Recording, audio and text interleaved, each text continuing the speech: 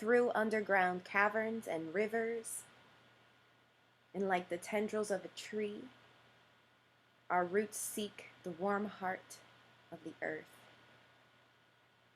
Let it warm us. Let it warm you.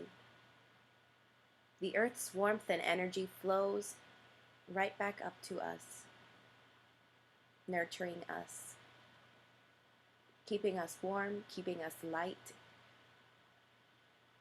helping us get in touch with our divine that's within us. Take a few more breaths. I'll strike the singing bowl 3 more times and we'll close out.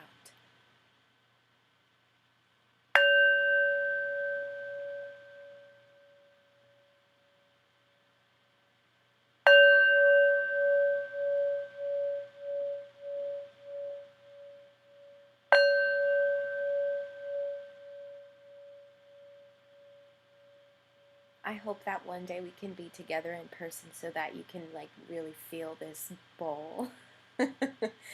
It's very beautiful.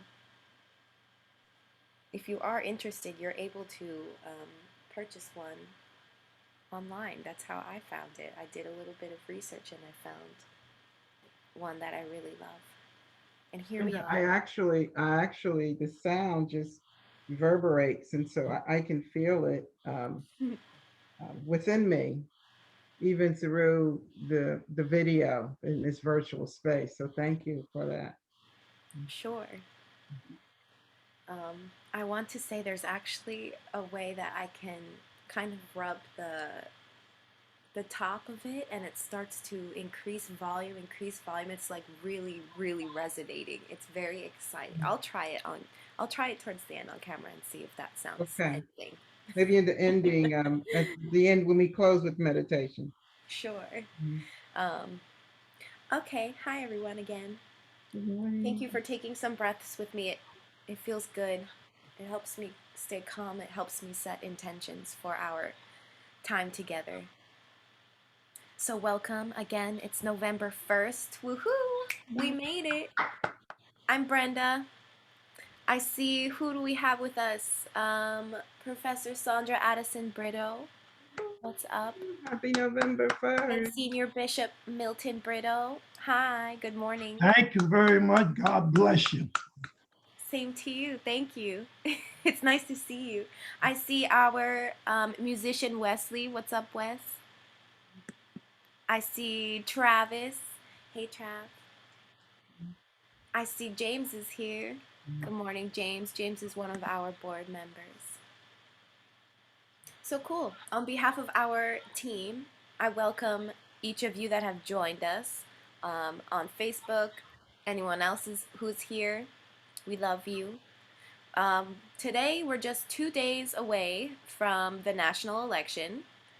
And although we cannot and would not tell you who to vote for, we do encourage you to vote. Yes, Vote, vote, vote. yes, yes, yes. There's like a lot of anxiety coming up in regards to this election. So take a deep breath. Anxiety is already here, so we just need folks to just take it down. Yes, Mhm. we can do it.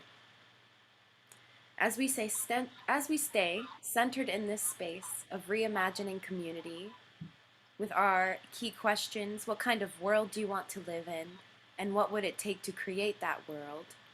We'll discuss the history of voting and the election process and just any thoughts, comments, testimonials that come up in regards to voting, in regards to election season. Um, so relax, enjoy yourself. We're so happy to have you here with us. As always, the Christ in me celebrates the Christ in you, and together we'll make our world brand new. Ashe, Ashe. Brenda, I don't mind doing an opening prayer if you want me to. Okay, thank you. So the opening prayer is unity of all, Hanteyo, which means clear the way. It's a Lakota prayer, and I think it is so appropriate, especially for this time, for this hour. So it says, So I invite you all to just pray with us. God of surprises, you call us from the narrowness of our traditions to new ways of being church, from the captivities of our culture to creative witnesses for justice, from the smallness of our horizons to the bigness of your vision. Clear the way in us, your people, that we may call others to freedom and renewed faith. Clear the way in us, your people, that we might call others to wholeness and integrity. Great Spirit, you call us from fear to faithfulness, from clutter to clarity, from a desire to control to deeper trust, from the refusal to love to a readiness to risk. Clear the way in us, your people, that we might all know the beauty and power and danger of the gospel. Ashe. And so it is, and it is so. Amen. Amen.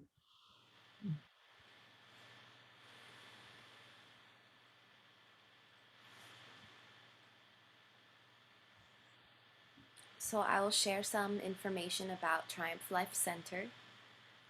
We opened on October 19th of 2019, just 1 year ago, under the umbrella of Triumph the Church of the New Age International, which was founded in 1904. We seek to further the work of TCNA founder Bishop Elias Dempsey Smith, who had a vision of a New World system that he fully believed was attainable through the shared practice of spiritual principles that would lead to our collective awakening or higher expression of the divine. Triumph Life Center's vision is of an interdependent community formed from the tapestry of our individual and collective experiences of the divine that fosters both an embodied spirituality and epistemology as pathways to establishing a new world where all may share in the fullness of life. Our mission is to promote the creation of new cultural practices and social and economic systems that are egalitarian, affirms our shared humanity, and holds sacred the earth and all life forms. To create a safe and sacred space where marginalized individuals and communities who may not have equal access to opportunities can connect up to expand both their spiritual and intellectual life and gain access to opportunities for personal growth through shared resources and support for developing spiritual gifts and intellectual pursuits. To honor the Sabbath as a time for individual and collective, spiritual, physical, emotional, and mental well-being through shared music, spoken word, sacred readings, and when in person together, a communal meal.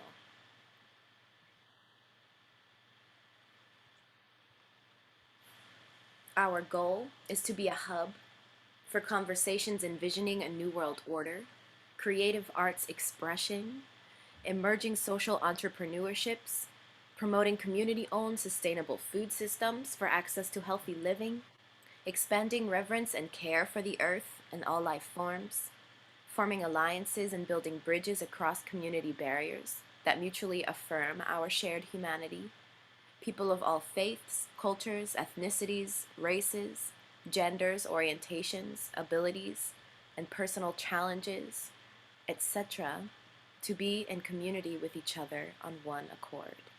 Amen. We look forward to that day soon and very soon. It's coming. Yes, It'll always it's come. coming. I'll share the Triumph 7 life affirming principles, the basis of community. 1, we affirm that life is in the breath and breath is life. Therefore, we join together to promote our shared humanity and inseparable breath. 2, we affirm that we are born whole, complete, as perfect manifestations of the universal mind, Christ. 3, we affirm our physical bodies differ and as such may present different challenges, limitations, or privileges that everyone might not share in. Therefore, we join together to share our strengths and support one another where there may be weaknesses so that we all may enjoy the fullness of life. Four, we affirm that our agreement is to pursue peace, walk in truth, uphold justice, tempered with mercy. Five, we affirm that we are like branches on a tree. Although we may grow in different directions, we share a common root, and as such, we pledge to respect each other's path, even as it may differ from one's own. We agree to walk in agreement that it is all right to disagree, and we protect and safeguard this right in so much as the state of disagreement upholds an affirmation of life. Six, we affirm that community building is the process of communal shared principles, shared resources, as well as equitable access to resources.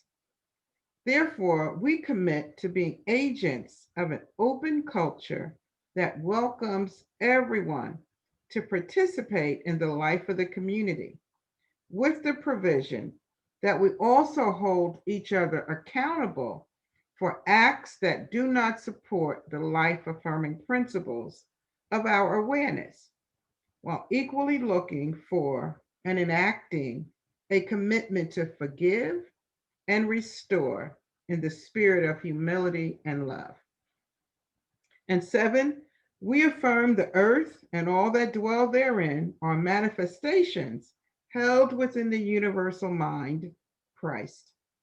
And humanity's role is to be faithful stewards of this earth by demonstrating respect and dignity for all beings, the sacredness of Mother Earth, and our commitment to sharing, caring for her as we care for ourselves. Thank you. We're going to pass it over to Wesley for our sacred readings.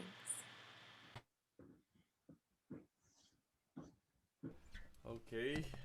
Good morning, everyone. Good morning. Okay, so I chose this one for this week, a song called Cordeiro de Nanã, which is a song from the northeast part of Brazil. That it's like in Brazil, I think not only in Brazil, we have racism like against like Afro religions, right? And so some people don't wanna sing some words that we have that comes from Afro religions. This is a racism that's still very strong, and that's a song that we only have the one word that everybody sings, and it's so interesting how they can say like because Nana was I think one kind of one scent like an Afro scent, so they keep saying the same melody, and that melody everyone can sing it, so it's a very beautiful melody. And then also it's kind of like lullaby, because Mm, a lullaby in Portuguese is canção de ninar. So and then that song goes talks about that, that god from like this religion, and also sounds like a nana from like a lullaby. So it's a very beautiful song. okay. I can actually share the song here later on the chat. Thank you, Wes.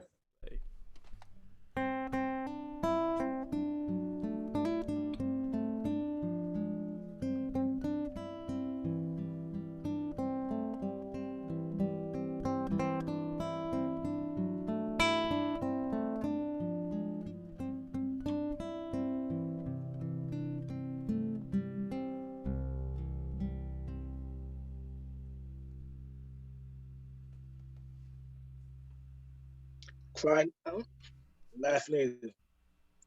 Feel what you need to feel, and then release it. Throw it away. Don't look back. Don't go back. I know it hurts. I know it take time. but I want you to get back on your feet. I want you to heal. God said he will give you more than you lost. You're strong. So cry now so you could laugh later.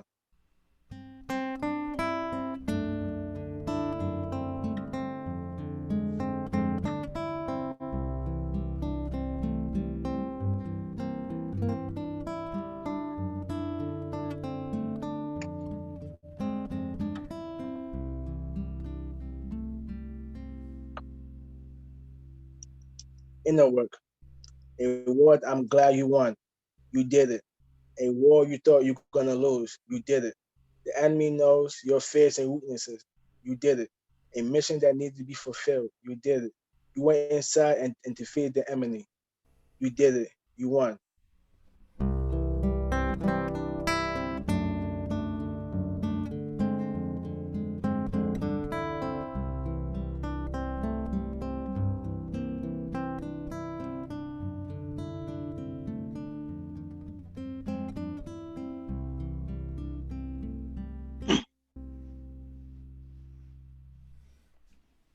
I came to more freedom when it was I who realized I had made an enemy of me to me.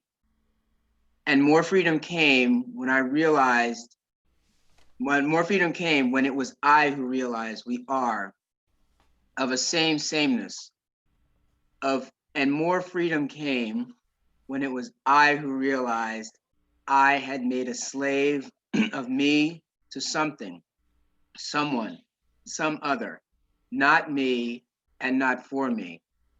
And more freedom came when it was I who realized I take off the chains, link by link, and return them to that something, someone, some other who tried to bind me, blind me. But with what I can see, I came to more freedom when I found a core that was me.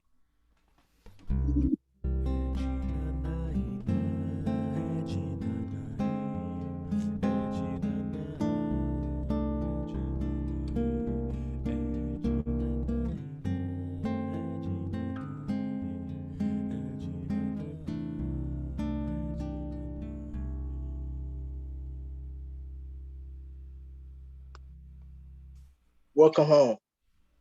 You've been watching for a long time to endure so much and still have a pure heart. You can't rewind time, but we can give you a fresh start. What you've been through become beautiful art. Welcome home. This is the place your scars become testimonies.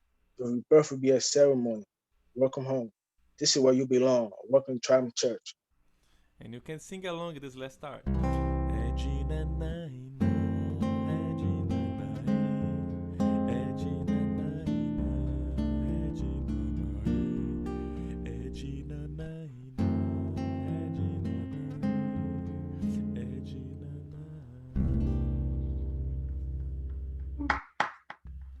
Love that melody, Wes. Nice. Beautiful, Thank beautiful you. melody.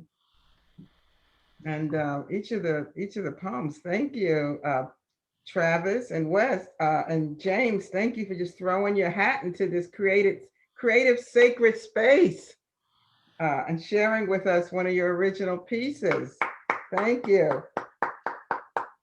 Yeah, well, I want to comment here, and I put it in the chat that was, that was Travis's. And I just, it was one of those things where I felt all my filters changing it. And so I just want to thank Travis for allowing that to be shared, because artists can get kind of picky about their stuff.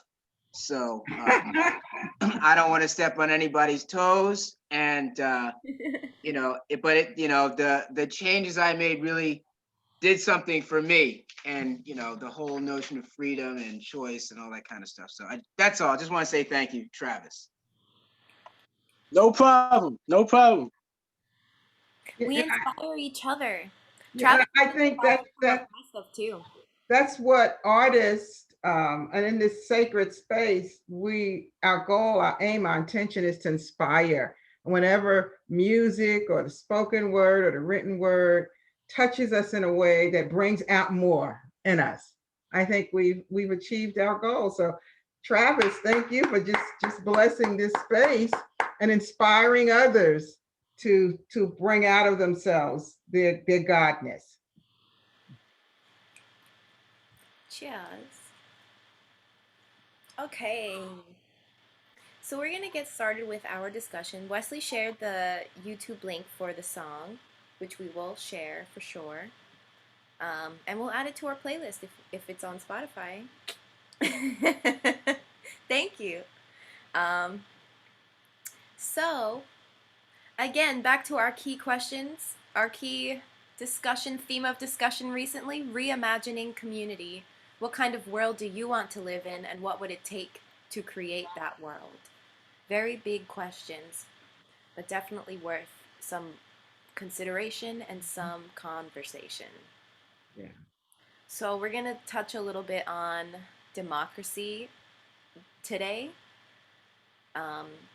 especially because of the election coming up. So we'll start with a quote by Franklin D. Roosevelt. Democracy cannot succeed unless those who express their choice are prepared to choose wisely. The real safeguard of democracy, therefore, is education. And we want to just open up with each of the quotes for comments. Are we commenting on this? Yes, yes. Mm-hmm. Okay, yeah. So yeah, I agree with Senor Roosevelt. And education is important, but of course, you know, the content of that education has to actually support freedom. So that would be my comment. And that since it's very clear we live in a non-agency based culture, I question his intentions. Thank you. Nice. I also agree in the sense that I find that education is like, I don't know, the bedrock for everything. However, like you're saying, James, if the education, the content of it, the people who are teaching it, who is that education benefiting? If that is not considered, then we're all just like sheep kind of in, you know? I'm also thinking, and where do people get their information about the candidates themselves? Is that information accurate? There's this idea of a lot of quote unquote fake news being spread around. And I think that especially with technology nowadays, there's algorithms that even if you just type something into a search engine like Google, what comes up is specifically meant for you and your past research history and maybe your location, your age, your race, and people around you as well. So a lot of times that information is totally filtered before it even gets to you, and then you see it and you accept it as truth. So I'm a little frozen, I think. Okay. No, you're good. You're good. I'd like to comment on what Brenda just said. Mm-hmm. I think it's important to remember that filters are not optional. So there's no such thing as non-filtered anything. And so it comes back to this notion of what is the shared agenda and what is the shared goal. And you can see from Google, when Google first came out, their one of their mottos was, "Don't be evil." Yeah, that's right. And then because when they came out, they were not intending to make money, but they, of course, in a money culture, you can't sustain anything without moving money. So then they realized that with all the data they had, they could make money. And then they stopped using the term, the theme, "Don't be evil." So I just want to put that out there. That So I want to ask you, James, to just explain, what do you mean by that statement? Nothing can be unfiltered. Just explain what you mean by that, please. What I mean by that, who's the audience? I mean, it means a lot of things. Everybody has a perspective. That perspective is a filter on the whole. So if we're looking at that creepy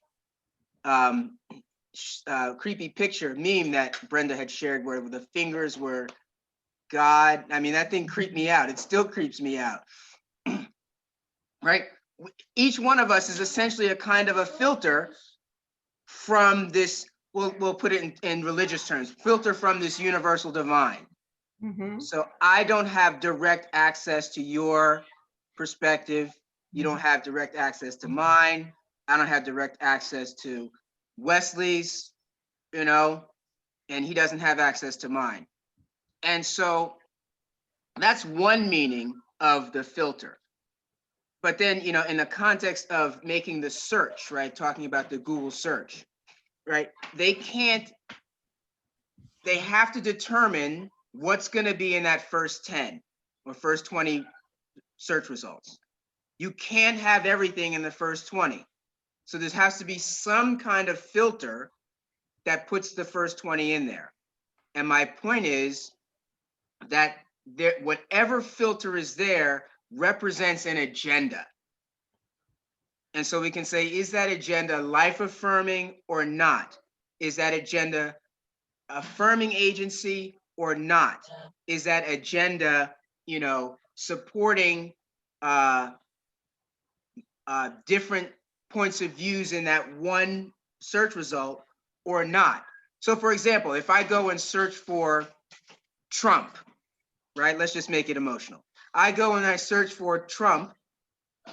Theoretically, I could get pro-Trump and anti-Trump search results in that first page. But is that happening? Probably not, right? Because pro-Trump and anti-Trump in the same search result would be promoting a kind of agency and a kind of, hey, you have to think about this, right? But it's not. It's promoting, if I'm searching for Trump, it's going to assume that I'm pro-Trump, or it's going to assume that I'm anti-Trump based upon my history, right? So that's what I'm meaning by filter. I hope that was helpful. Yeah, thank you, James. Thank you for sharing that. And as you were sharing that, it pointed me back to something Brenda said earlier during the meditation when we opened up, and she talked about being aware of and not this is how I'm interpreting it, not being sucked in by unhealthy energy around you. And that idea of we all need a filter to filter out that unhealthy energy that tries to bombard us through culture and everything that this world that we're swimming in. At the same time, we, through our own perception, I think, as James said, we have a filter, which that filter is developed from birth through all the things we've been exposed to. So how we even interpret what's positive or negative, what's life affirming, I'd rather say, what's life affirming or not, is based on that filter that we have developed from birth. And actually that filter can create tone deafness in us, because we can just totally tune out some things that we don't hear if we filtered it out. That's what a filter means, that doesn't get through when something is filtered. And so we have to always be careful, I think, of the filters that we have developed internally. At the same time, I want to go back to this notion of education, because the word education in and of itself assumes that we define education in a particular way. And I think it's important for us to begin to redefine what it means, what education means. And a move away from the model that we saw instituted in this country during the industrialization to really training people, preparing people for a labor force versus preparing or training people for democracy. Those are two different goals and two different intentions. Yeah. And I don't think we've ever educated people for democracy. We have tried to do that for a labor force, and we continue to do that for a labor force. They're not necessarily incompatible, but they're not the same thing. And so when we think about education as being the process of helping people, teaching them how versus what to think, is a very important outcome, I think, of education. That was excellent. I appreciate that. in regards to this topic of the filter, I want to offer a resource. There is a film that's called The Social Dilemma. We might have discussed this before, but anyone that's watching, I was able to view it on Netflix. Um, I want to say it's like an hour and something long, and it really discusses a lot about data collection and literally this idea of filtering information and how you receive it, I suppose, and how that affects our decisions. And it kind of gets into a little bit about psychology as well. So take a look. It's called Social Dilemma. It doesn't mean everything in that film is completely accurate, but it offers another way of thinking about our reality in regards to technology. Yeah. I'll check it out, The Social Dilemma. Yeah. Thanks, Brenda. I'm going to ask James if he would share the next quote and lead off the discussion on X. Okay. Always vote for principle. Though you may vote alone, and you may cherish the sweetest reflection that your vote is never lost. Wow, that's a Yep. that's a good one. I'll start off by sharing an idea that a friend of mine came up with in conversation, and I thought was interesting. And of course, implementing it would have challenges, just like implementing any voting system. But it goes along with this quote. It's like, what if we voted for issues instead of people? And then the people were then bound to act according to those issues. I thought that was a really good idea. And I was like, it's one of those ideas like why didn't I ever think of that, you know? And so, this idea, me personally, I vote on principle. So this quote is, apt for me. But I disagree about the vote being lost per se, because that's why people vote either Democrat or Republican, because they feel as though if they don't vote one of those, their vote will be lost. So I'm agreeing with him, this whoever that was, I forget his name. But who was it? Adams? John Quincy Adams, yes. John Quincy Adams. But most people don't act that way, and as a result, the principle is actually lost. So people actually don't vote on. If you do vote on principle, you have to expect that it's not lost. But if you don't vote on principle, then you're using a whole other basis to make sure that your voice is heard. So that's kind of like my unscripted response. I think Travis had a question. Travis, you want to jump in? Yeah, I said, do you mean by like voting for a task or voting for a particular issue? A particular issue. So let's just take one like, should corporations be treated as people? And that would be an issue that you vote on, yes or no, right? As opposed to, say, a candidate saying, I'm going to work to make sure that corporations are not treated as people. And then you vote for them and they do whatever they want to do, as opposed to having them legally bound, right, under some sort of serious punishment to not make sure that this thing gets approved. Okay, so here's my challenge with this, and in principle, I agree with James and with John Quincy Adams on always vote for principle. But I think theoretically that's good, but I think in practice, here's the dilemma with that, is that well, currently within our democracy, we do have opportunities to vote on issues. So for example, in the state of New Jersey, there's a referendum on the ballot to legalize marijuana. We've had other issues in other states that are on the ballot where people are voting, do you want to make this law? Do you want to make this accepted or not in our community? So there's another issue on the ballot about allowing non-combat veterans to have tax deductions on their property tax. So we see this kind of issue-based vote where people can say, okay, we want to make this the law. We want to vote on this.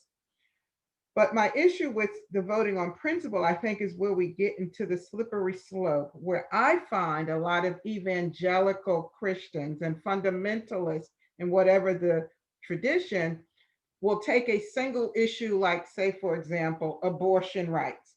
And whatever candidate, say, is anti-abortion, regardless of whatever else, they may want to slay all the born babies, but just don't kill the unborn babies. They'll want you to vote for that candidate. So that, I think, is where it gets a little murky, because there's some people who will say, well, I can't vote for this person because I'm voting for them because of this issue, because they support this issue and I support that issue. And I don't really care about anything else. I don't care that they're racist, they're bigot, and, you know, or anything else. I just care that they are with me on this issue. This is my principal position. This is where I stand. And if they support that, none of the rest of it matters to me. I mean, that may work for some. I just think that that's problematic for the larger scheme of things. And I think it is certainly problematic for democracy. At this point in my life, I feel that this election or voting is almost like a game with strategy. And I talk to people, my peers, similar in age, and it's almost like we're like playing a chess game, like what's the right move so that in the future we have more of a say, I suppose. Because right now I feel very conflicted. It's like either way, the top two candidates are just like honestly old white men that do not have my personal interests at heart, I think. You know what I'm saying? So there's like that conflict and that frustration of, is there ever really going to be a candidate that represents me or people that I care about or people that I see in my community? I also think that there's this, when we're voting, it's very much yes, no, this person, that person, red, blue. It's very much the binary of when really these issues are very complex, you know? So it's also like, it's so frustrating. Thinking again about that binary is very much this, again, how I perceive like a colonialist view of the world. Good, bad, black, white. When in reality, it's totally a gray. It might even be a brown, it might be a green, you know what I'm saying? It's not, it's not that simple. And it's very much simplified. It feels like you just go in and you fill in a bubble. So that's what I'm thinking. I think that this person, Quincy Adams, right? John Quincy Adams, he has a lot of privilege in saying that you can vote for principle and that it feels like sweet. I think he used the word sweet. No, not right now in my life. This is only really the third election that I'm able to vote for. I started voting in 2012 when I was 18. So this is the third one, right? Yeah, that's not that many. As a young voter, I'm feeling very disappointed and discouraged. Third presidential election. Yes. This is James. I really like your comment about how this guy is speaking from privilege. And that was, I think that's a really good observation. And he's like, oh, it won't go to waste, sure, because you're, you know, it's like you and your 20 buddies. So, you know, but I do want to comment on the skin color based statement regarding the two older gentlemen that are currently running for the presidency. I would hold that their age and or their skin color are not determiners of their positions. And so what we're really talking about is a kind of a cultural group that they stand for, as opposed to the skin color based reference that's used to refer to them. So I just want to share that. I see what you're saying in the sense that I guess what I mean to change the wording is like from their position, their perspective, their experience of this world and this country because of their age and because of And I also want to comment how difficult it is for us to drop those concepts that are so ingrained and make it so easy to communicate something, but yet continue to proliferate this notion that these skin colors matter. So I just stuck that out as a little exercise as to why I harp on this so much. Thank you very much. I just want to jump in because I know this is a much fuller conversation, and James and I have been having this now for some time. But I think skin color does matter in certain contexts. And I think age matters in certain contexts. I mean, the bottom line is, as human beings, we organize our world through our ideas and how we categorize or group things. For example, we look at animals and we've determined at some point a lion is different from a tiger, right? We determine a dog is different from a cat. We look in the category of dogs. We determine that a shepherd is different from a bulldog. So we categorize and we group things so that we can manage them based on our interaction with them. And therefore, when we think about skin color in this context, I think it is important that we use and that skin color does matter, not based on the color of your skin, because we're really not talking about color of skin. We're talking about racial groupings that were determined, 100 or so years ago to the advantage of a privileged group. And those racial groupings then came along with certain privileges or lack of privileges. Those racial groupings were associated with body texture, hair texture, body texture, a whole group of things that determined who fit into what group or not. So those categories do matter, not just because they keep reifying how we see our world, but they matter because when we lose sight of them, we then begin to say, well, your skin color has nothing to do with the fact you didn't get this job. Your skin color has nothing to do with the fact that they didn't allow you to rent that apartment. Your skin color has nothing to do with the fact that you were denied this opportunity, this educational opportunity. Or we could do it, with gender. Your gender has nothing to do with the fact that you were treated in this particular way. And so as long as I don't think that there's anything inherently bad or negative about having categories and groupings, it's the way our mind works. We can't, every time we encounter a person, try to determine fully what does it mean for this person to be a person, or what does it mean for a dog to be a dog. We need categories, I believe, so we can organize our world. However, when those categories unduly, unfairly, and I think, James, you said this early, what is the intention? What is the agenda? If the agenda is to give me privilege over you, so, we go back to the old Oprah show, blue eyes, blonde eyes. So the category is to give the blue eyes privilege, a better seat, a better opportunity than the brown eye. Then any category that's based on giving an agenda that's not life affirming, those are the categories we need to re-envision, and not necessarily do away with the category, but do away with the privilege-based category or way we define that. I mean, I have no problem being defined as a Black woman. I have no issue with that. I just don't want the fact that I'm a Black woman to be used to try to deny me access to anywhere. And I'm not saying it will stop me, but I don't want you trying to stop me because I show up in a body that is Black and both female. I have pride in both of those things, and I don't want to take that back. And I think anyone in any other body should have pride in that body. And I want to give you the same access you give me. Neither of us should use that against each other. That's my impassioned plea, James. Now, come with your comeback. This is James, and this is, so you guys are like seeing, there was this old show called Point Counterpoint. And so this is, you remember that show? Yes. So that's pure 70s right there for you youngins, So I am not, so Sandra has said a lot. And, I am agreeing in principle with Sandra. First of all, of course, we have to use categories. I mean, categories are how we operate in the world. So categories are not what's at issue here.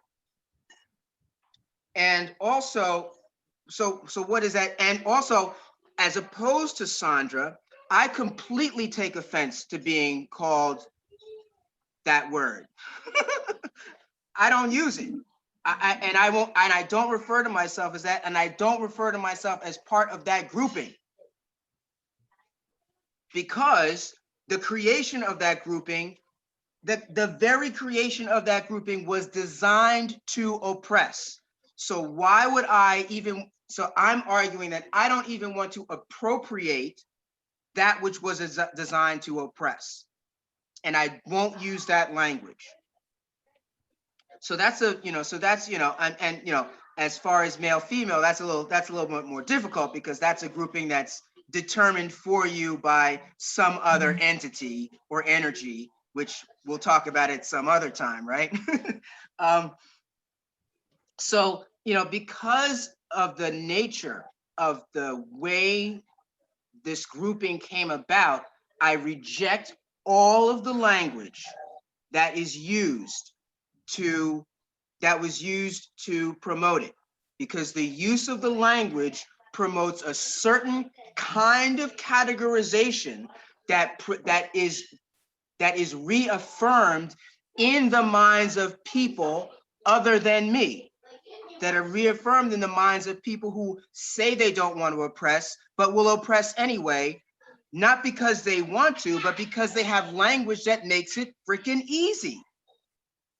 And so that's my plea for the release of these old terms, and for us to struggle with creating terms, creating categories that actually make sense. So that's point number one. And then point number two is that the nature of, and also, I have to also say that, yes, there are times when skin color, gender, all that other stuff matters. That's like saying, okay, James, we're going to stop using this language, and now everybody has no skin color. Like, that's ridiculous. Everybody has skin color. Skin color is just like having eyes, nose, going to the bathroom, etc.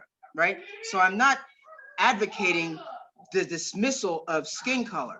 What I'm advocating is, do we use our language to express skin color when it's relevant?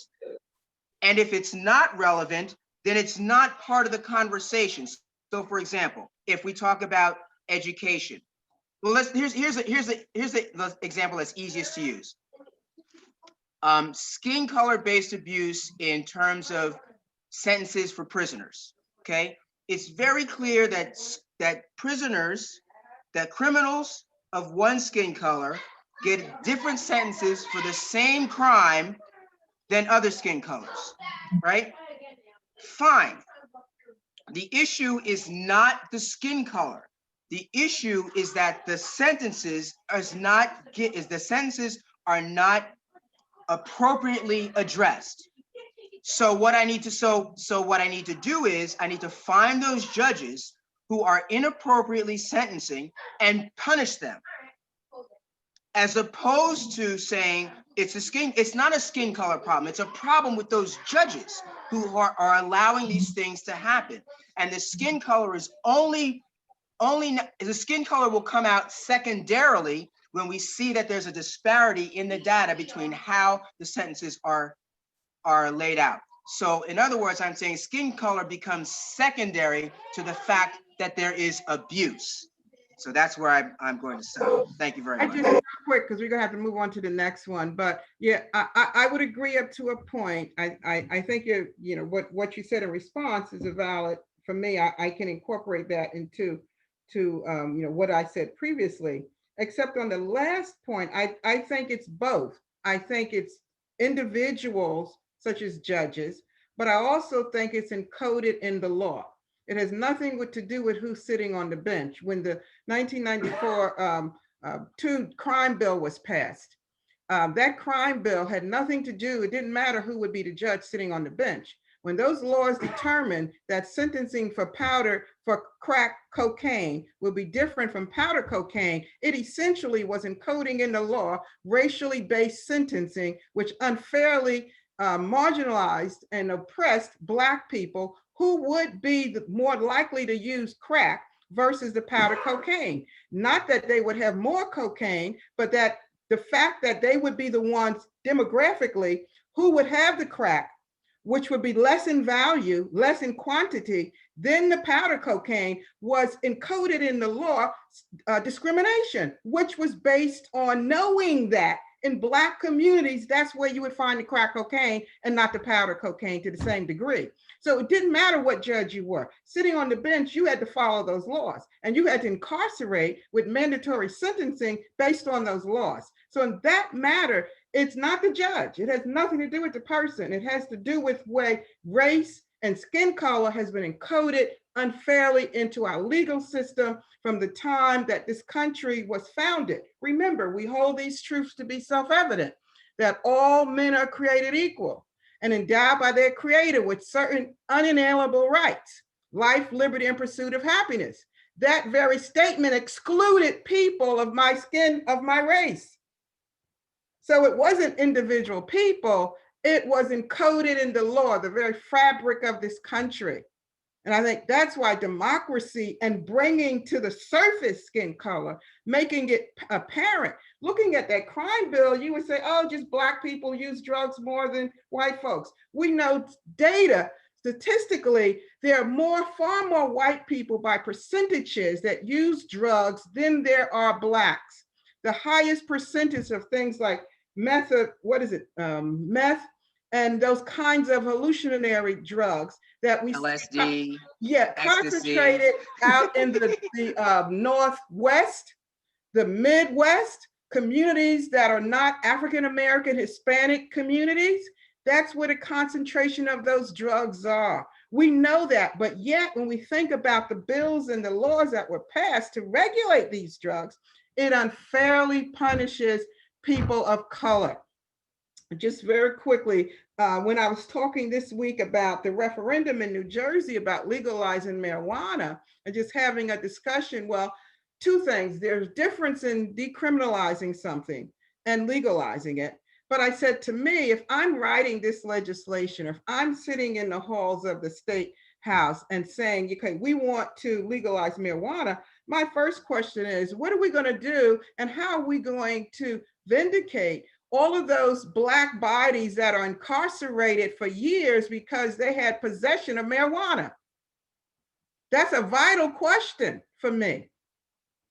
Second question is, for years, we've had the street entrepreneurs who made their living off of selling this kind of low-end drugs. Now, are we going to move this business into the pharmaceutical industry? So they're making the profits and not our people of color on the streets? Again, we're talking about things that unfairly privilege people of color and unfairly marginalize and oppress people in our communities. These are the kinds of questions when you talk about understanding and thinking through the law. People say, yeah, let's just criminalize marijuana. What does it mean? What does that mean for all the years that we saw people, thrown up against buildings and patted down and beat up and incarcerated because they had a joint on them? What does that mean for them? What justice do they get out of this while pharmaceutical companies will now be getting over like a fat rat?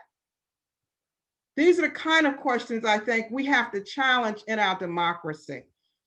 I know we got to get to this last question, which is Travis's, and I want Travis just to have an opportunity to just share this, and then we'll segue out. I never voted for anybody I ever voted against. Comedian W.C. Fields.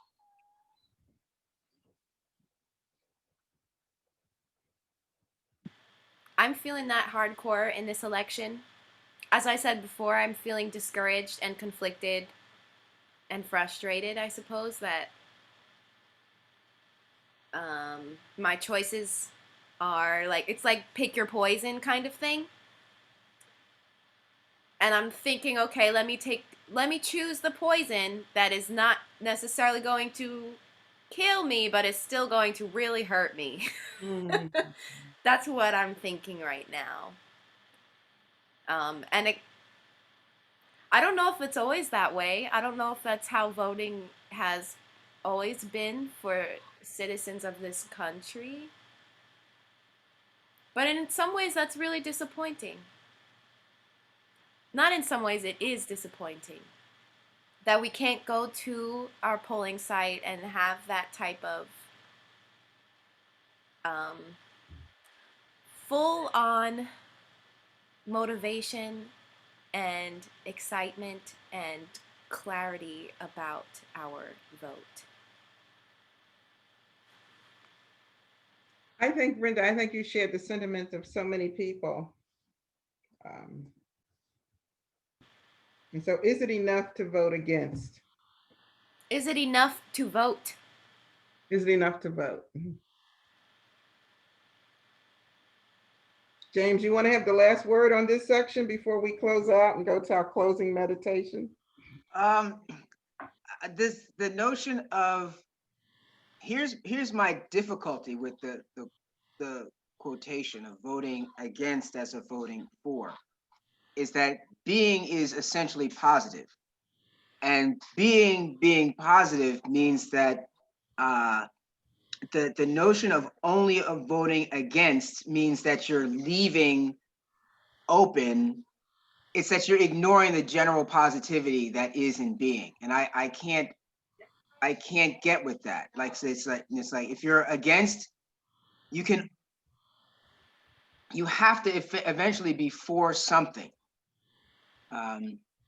And if you're not for something, those people who are for something are going to kick your butt because they're going to be organized, and your againstness will be overrun because they will find a way to get around your defenses. So that's the one idea that comes to mind, is that you got to be for something. And if you're always against, well, then, there's just going to be being consistently creates new options, and you won't be able to keep up. So. Yeah, I agree. I like that you said that negative energy, that idea of against. It's so caught up, going back to Brenda's first statement about, where that negative energy around you, we can get caught up in that being against. And against is like going against gravity. It's going against. It's a fight. It's a struggle. Just finding a way to be for. What can I stand for? What can I be for? What can I vote for? Rather than against. I think it's just maybe mentally, psychologically, spiritually. I just think it shifts the atmosphere. I think it shifts the energy around us. I think when we do that, I think it potentially shifts the outcome also. So yeah, thank you for that, James. Yeah, and I also think, I just want to say this one, that being against doesn't provide a positive direction. Yes. And with no positive direction, your agenda is that you actually have no agenda to support. So you're screwed. Yeah. I agree with that.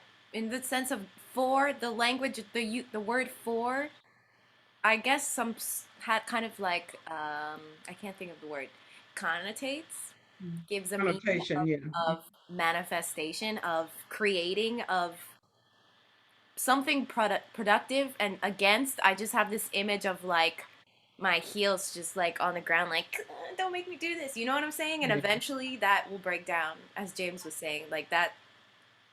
I think the strength in those two things are very different, for versus against. Yeah. Okay. It's a difference. Travis, any final thoughts?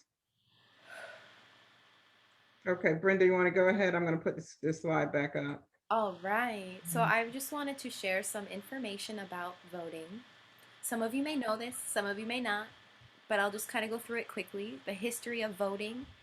In 1866, the Civil Rights Act grants citizenship, but not the right to vote, to all native-born Americans.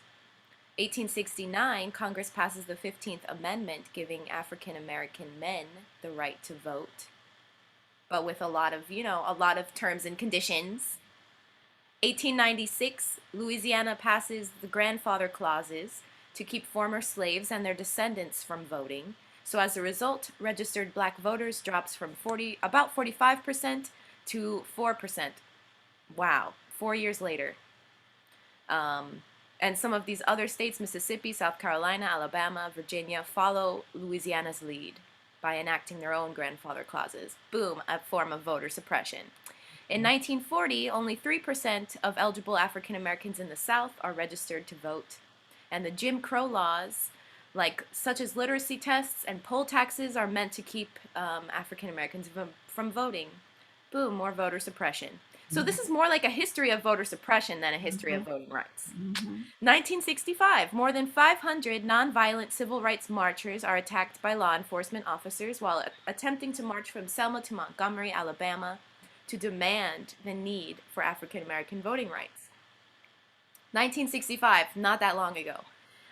President Lyndon B. Johnson signs the Voting Rights Act into law, permanently barring barriers, quote unquote, to political participation by racial and ethnic minorities, prohibiting any election practice that denies the right to vote on account of race, and requiring jurisdictions with a history of discrimination in voting to get federal approval for changes in their election laws before they can take effect. So really, this is just a mess, I must say. I also want to point out about how black women were the last to be able to vote. And this whole idea of suffragettes and the beautiful imagery behind that is really just reinforcing white feminism. Yeah. I don't like that, really bothers me. So in 2011, a record number of restrictions to voting were introduced in state legislatures nationwide, including photo ID requirements, cuts to early voting, and restrictions to voter registration, which is something we discussed a little bit when we spoke with Brooklyn Voters Alliance. And we're seeing voter suppression now. We're going to see it during this election. In terms of, especially now with COVID too, polling sites are going to be changing. The locations might be reduced, long lines. Again, photo IDs, it takes a lot to honestly be able to even to get a license in your state. It's difficult. It's not easy. Even if you have the right paperwork and you show up on time, it could always just be a mess. There's always something getting in the way of your right to vote. So, this is so helpful, Brenda. Thank you. Of course. So I encourage you to really create a plan. If you are planning to vote in person on Tuesday, have your paperwork ready. Make sure you're registered. Make sure you're going to the right polling site. You can search online to find, you could type in your location and find your specific polling site. And again, to confirm that you're registered, because even when you show up, sometimes there's an issue right there. Bring your ID with you. I encourage you to make time for self-care. If you can, in any little shape or form, have a meal for yourself, have a conversation with your friends or your family. There's a lot of virtual conversations and debriefing that's going to be happening online that I've seen. I've seen quite a few that are advertised. So I encourage you to join one of those and just speak and listen and be in community with others. I think this is so important, Brenda. Before we go to our closing meditation, I just want to encourage our viewing audience that voting and the election, the good thing about this is that it's one day for the presidential election coming up this Tuesday. We'll have another opportunity in 4 years. But remember, our life does not begin and end. I know some people want us to think this. Our life does not begin and end based on who's in the White House. There are real consequences to that. I don't want to, undermine that. There are real consequences for who's in the White House. But when we look at the world from our God self, from our spiritual self, we know that there is a higher power, and that whoever's in the White House, that whether it's the one we want or the one we don't want, that time shall pass. So I don't want us to, lose friends, fight, get mad, go all these kind of crazy things that people do over voting. We have an opinion and we have strong opinions, but at the end of the day, let our love be stronger than what divides us. let what brings us together be far more important than what political party you belong to or what candidate you voted for. You know, I can love you if you vote for the candidate that I'm not voting for. I can still embrace you and still love you, and we can still be family and friends. And it's important that we know that we move beyond this moment and we keep moving towards something. We keep moving towards that world that we want to create, that we are creating, and that we can create. Okay, Brenda, I think we're out of time. If you want to just do for us just a closing meditation in this last minute, we'll have Travis and then announcements and then Wes. Sure. So I will strike my beautiful singing bowl again. That was a great conversation. It was. This was. Thank you, James. James always pushes my We can go buttons, on and on and and on. that's why it's such a. I say it's like iron sharpening iron. So, James, all of you, Travis, even jumping into this today, it was really good. Thank you. All right. Get your body into a comfortable position, and as you take a deep breath, allow your body to relax and feel that air moving in through your nose, out through your mouth.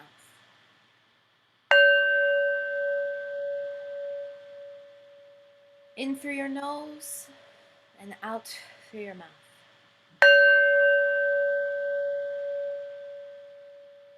I encourage you to do a body scan. While you're doing this body scan, though, think about the beautiful things that you do have, the abilities, the talents, the energy, the motivation, the time, the effort that you can put in to benefit your community, to benefit yourself, to benefit your family, your natural environment around you. As you go through your body, think about how each part of your body can be used to not only support and better yourself, but to support and better the world around you. For example, let's start at the top of our head and think about our brain, our thoughts, our attitude. How can I use those to support and better myself and the world around me? How can I use my ears to listen, to support and better the world around me? My throat, my voice, my jaw, my heart, my hands that can create and hold, my chest, my lungs that can breathe and relax myself and those around me. My stomach, the food that I eat. My legs, where am I walking if I can walk? Where am I climbing if I can climb? My feet, my toes. How can I use all of these parts of myself, of my physical form, to better myself and the world around me?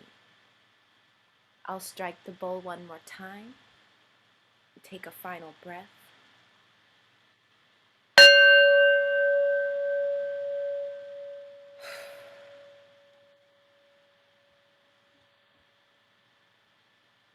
Thank you. Yes. Thank you, Brenda. Pass over to you, Trav. Invitation to join Charm Church. Here's how you can become a part of Charm family. You can become a member of Charm and start Charm Church charter group in your community. Email us and request more information. We are forming groups in virtual throughout the country, and you become a spiritual leader and healer in this movement. If you were once a part of Triumph, you are still family, and we would love to welcome you back home. Email us and let us know you would like to reconnect with your Triumph family, and we will show you how. Your church or faith community can also become a part of our Triumph family as a friend of Triumph and share in the life of this community. Email us for more information at triumphlifecenter@gmail.com. You can also support our ongoing mission of healing, education, inspiring, and creating new ways being in the community through your financial donation, which are tax deductible. Our cash app is $Triumph 2020, or mail to Triumph Church of the New Age, P.O. Box 2157, Newark, New Jersey 07114. Thank you, Trav. Thank you.